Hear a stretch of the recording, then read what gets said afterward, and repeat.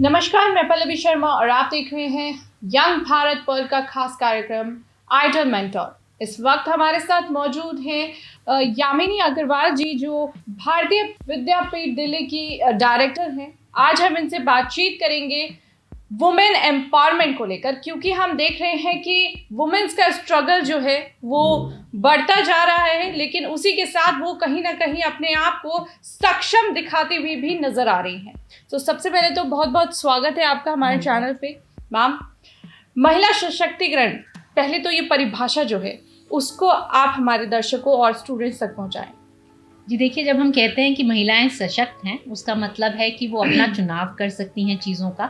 अपने लिए चुन सकती हैं वो ज़िंदगी जिसे वो चाहती हैं और अपनी उससे उड़ान भर सकती हैं। जी, लेकिन आपको लगता है कि कहीं ना कहीं आज क्योंकि भारत बदल रहा है, जिस तरह से मेंटलिटी है लोगों की वो भी बदलती नज़र आ रही है, लेकिन कहीं ना कहीं अभी भी आज के दौर में भी स्ट्रगल पीरियड जो है वो वुमेन्स का कम नहीं हो रहा है। जी देखिए, जो आज का समाज है उसमें काफ़ी हद तक महिलाओं को अपने जो हक हैं वो मिले हैं, चाहे वो प्रॉपर्टी राइट्स को लेकर के हों, चाहे वो किसी भी प्रकार के जॉब को लेकर के हों, या आगे बढ़ने की जो स्थिति है, किसी भी बोर्ड रूम में अपने आप को रिप्रेजेंट करना हो इंडिपेंडेंट वुमेन डायरेक्टर की तरह, या कहीं आगे जा कर के काम करना हो, वो सभी सहूलतें मिलती हैं। आज अगर आप क्रेडिट लेना चाहें फाइनेंशियल इंस्टीट्यूशन से और आप एक वर्किंग वुमेन हैं तो आपको क्रेडिट मिल जाता है। पर अभी भी बहुत सारी महिलाएं जो है बड़े सारे सामाजिक दोषों से जो है ग्रस्त रहती हैं, जिनमें बड़े सारे दोष ऐसे होते हैं जो सुरक्षा से लेकर के हों, चाहे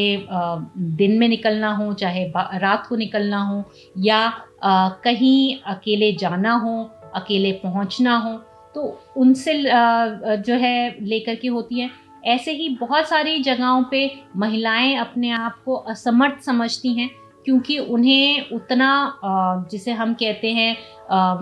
लीगल प्रोसीजर्स हों या प्रैक्टिकल एस्पेक्ट्स हैं वो नहीं पता होते। अभी भी बहुत सारी महिलाएं अपने पति पे या अपने घर के किसी मेल मेंबर पर जो है डिपेंडेंट होती हैं, तो उसकी वजह से वो जो है कभी कभार आत्मनिर्भर नहीं होती, क्योंकि वो उन पे निर्भर करती हैं और कभी उन पे मुश्किल आती हैं तो उन्हें आगे बढ़ने में बहुत सारी दिक्कतें होती हैं। जी, एज अ स्टूडेंट लाइफ अगर हम देखें तो वहाँ पर जो युवा हैं, महिलाएं हैं, लड़कियां हैं, वो किस तरह से अपने आप को आगे की ओर बढ़ा सकती है अपने करियर को देखते हुए, किस तरह की फील्ड में उन्हें आप, क्योंकि आप यहाँ पर डायरेक्टर हैं एक इंस्टीट्यूट की जहाँ पर हम बच्चों को शिक्षा देते हैं, तो आप क्या मानती हैं कि आजकल के दौर में किस तरह की शिक्षा को वो ग्रहण कर सकती हैं और उनके लिए बेनिफिशियल भी है? जी देखिए, आज की महिला हर जगह जा सकती है, चाहे वो एरोप्लेन चलाना हो, चाहे वो शिक्षा का क्षेत्र हो, चाहे वो ट्रक ड्राइविंग हो, ऑटो चलाना हो, किसी भी क्षेत्र में आज की महिला आगे है। और वो कोई किसी भी क्षेत्र को ऐसा नहीं समझती कि वो आदमियों का क्षेत्र है या उसमें वो जा नहीं सकती। अगर आप देखें तो पेट्रोल पंप पे भी आपको महिलाएं मिल जाएंगी, अगर आप देखें पायलट्स में, एयरफोर्स में, या आज ही के अखबार में देखें तो नेवी के बारे में कहा गया है कि उन्हें परमानेंट पोजीशंस मिलनी चाहिए। तो हर क्षेत्र महिलाओं के लिए खुला है और हर क्षेत्र में वो आगे बढ़ सकती हैं। इसके लिए ज़रूरी है कि वो जो ज़रूरी शिक्षा है उन्हें पाएं और कोशिश करें कि आगे बढ़ें। जी, हमने देखा अभी उत्तराखंड पहला राज्य है यूसीसी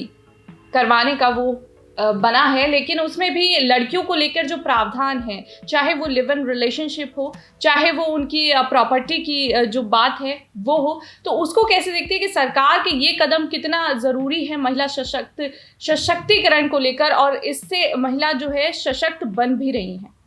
जी देखिए, जहाँ तक यूसीसी का सवाल है और जो लिव इन रिलेशनशिप का सवाल है, उन्हें थोड़े जो सामाजिक परिवेश है उसमें देखने की ज़रूरत है, ख़ास तौर पे क्योंकि बड़े सारे जो है धर्म आते हैं और बड़ी सारी हमारे ट्रेडिशनल कस्टम्स हैं और जो सामाजिक जो है आस्थाएं हैं, उसके परिप्रेक्ष्य में देखा जाए तो महिलाएं काफ़ी हद तक हम कहते हैं कि कस्टोडियन होती हैं उस समाज की।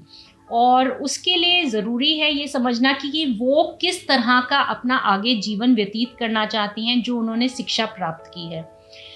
जो यूसीसी में संदर्भ है, ख़ास तौर पे लिव इन रिलेशनशिप्स में अगर आप देखें तो वो महिलाओं को एक तरीके से पहचानता है कि भाई आप आगे बढ़ कर के लिव इन रिलेशनशिप्स कर सकते हैं। पर मुझे जहाँ तक लगता है लिव इन रिलेशनशिप्स का करने का जो ख़ास तौर पे मुद्दा यही होगा कि एक पॉपुलेशन कंट्रोल लाया जा सके। क्योंकि जब भी हम शादी की बात करते हैं, शादी जब हम लॉ में भी देखें या कहीं पे भी देखें तो वो इसलिए होता है कि आप अपना वंश आगे बढ़ा सकें। जब हम लिव इन रिलेशनशिप को मान्यता देते हैं तो हम एक ज़िंदगी पे जो ज़रूरतें हैं उनको नज़र करते हैं कि आप दूसरे के साथ बिता सकते हैं, पर साथ ही आगे जो वंश चलाने की बात है उसके ऊपर थोड़ा बहुत जो है परिप्रेक्ष्य में एक संयम रखने की बात है। तो ये एक तरीके से पॉपुलेशन कंट्रोल मेजर भी होता है। और अगर आप कहें प्रॉपर्टी राइट्स जैसे लॉ में दिए गए हैं, चाहे आप कहें शिक्षा के जो राइट्स हैं जो जिसमें बहुत सारे शिक्षा के संस्थान शुरू हुए हैं जिसमें महिलाओं को आगे मिलने की बात हो, या लॉ में कहें जहाँ पे परमानेंट कमीशंस की बात हो, चाहे वो डिफेंस के अंदर हो या कहीं और हो, या फिर मैटरनिटी बेनिफिट्स की बात हो, या फिर जो डाइवर्सिटी की हम बात करते हैं बोर्ड में इंडिपेंडेंट वुमेन की, ये सभी चीज़ें धीरे धीरे महिलाओं को सशक्त करती हैं। जी, मेरा एक क्वेश्चन आपसे ये भी है कि आज भी कहीं ना कहीं जो हम बोलते हैं कि महिला और पुरुष दोनों एक समान है, लेकिन ऐसी मेंटालिटी है कि महिलाओं को उसमें कम मापा जाता है क्योंकि वो एक मर्द जो है, पुरुष जो है वो 24 घंटे काम कर सकता है, लेकिन महिला उसमें कम देखने को मिलती है कि वो इतने घंटों का काम कर सकती है। तो कैसे इक्वालिटी मापी जा सकती है उसमें? कहीं पे भी ऐसा मैंने नहीं देखा कि संदर्भ में महिलाएं कम आंकी जाएं काम के माध्यम से। ये ज़रूर है कि क्योंकि मर्द हैं वो प्रोफेशनली किसी चीज़ को ले सकते हैं और उनका सारा ध्यान अपने काम पे रहता है, तो वो ज़्यादा कमिटेड लगते हैं। जहाँ तक महिलाओं का सवाल है, महिलाओं को परिवार भी संभालना होता है जिसमें उनको अपने बच्चों का ध्यान, अपने बड़े बुजुर्गों का ध्यान और जो परिवार का संचालन है उसे देखना होता है। इसी के मद्देनज़र जब वो काम करती हैं तो उनका ध्यान बढ़ जाता है। पुरुषों में ज़्यादातर वो, क्योंकि महिलाएं उनका घर संभाल रही होती हैं, वो अपने काम पे ध्यान दे पाते हैं, इसलिए 24 घंटे की जगह वो 48 आवर्स ही काम करती हैं पुरुषों के मुकाबले। और इसमें से काफ़ी अनपेड वर्क होता है और कभी कभार उन्हें बहुत सारा सैक्रिफाइस भी करना होता है, क्योंकि अगर किसी को जॉब छोड़ने की ज़रूरत हो ताकि एल्डरली केयर हो या बच्चों की केयर हो या पति की ही केयर हो, तो उसमें उनका योगदान सबसे ज़्यादा जो है समझा जाता है और माना जाता है कि उन्हें तो करना ही होगा। तो इसलिए अगर आप अभी के परिप्रेक्ष्य में देखें तो महिलाएं काफ़ी हद तक अपने आप को भी समझती हैं, अपने काम को भी आगे रखती हैं और परिवार को भी संभालती हैं। क्योंकि किसी भी एक चीज़ को संभालने से महिलाएं जो है पूरी तरीके से समाज में आगे नहीं बढ़ पाएंगी। इसलिए ज़रूरी है कि संतुलित तरीके से अपने काम को भी और अपने परिवार को भी और अपने आप को भी आगे लेकर के जाएं। जी, विकसित भारत के नज़रिए में आप महिलाओं को कितना सक्षम मानती हैं और कितना योगदान मानती हैं कि भारत के कहीं ना कहीं विकास में महिलाओं का एक बहुत बड़ा हाथ है? जी देखिए, 50% आबादी महिलाओं की है और जब हम उसे कहते हैं 50% आबादी महिलाओं की है, जहाँ पे पार्लियामेंट में 33% रिजर्वेशन की बात है, डिफेंस में परमानेंट कमीशन की बात है और कॉर्पोरेट्स में बोर्ड मेंबर्स की बात है या हर लेवल पे महिलाओं की बात है, और ऐसे ही हर क्षेत्र में महिलाओं का योगदान है, वहाँ पे हम देखते हैं कि महिलाएं आगे से आगे आकर के जीडीपी में कंट्रीब्यूट कर रही हैं। और जिस कंट्रीब्यूशन को हम नहीं भी रिकग्नाइज करते, जो जीडीपी के नंबर्स में कंट्रीब्यूट नहीं करते, जिसे कहते हैं परिवार और जिसे कहते हैं समाज और जिसे कहते हैं परंपराएं, उसको संयोजित तरीके से एक आगे लेकर के और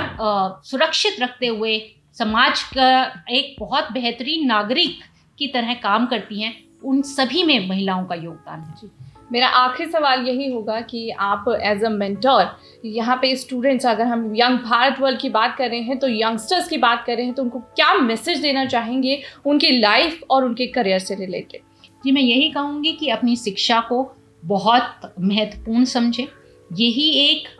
तरीका है और ये एक सबसे बड़ा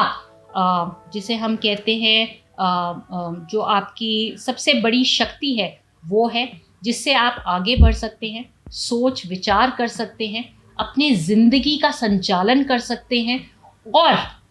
इस देश के लिए और अपने लिए आगे एक बेहतर कल चुन सकते हैं। जी, बहुत बहुत शुक्रिया हमारे साथ जुड़ने के लिए और अपना कीमती वक्त आपने हमें दिया। तो ये थी हमारे साथ यामिनी अग्रवाल जी, जो भारतीय विद्यापीठ की डायरेक्टर हैं, और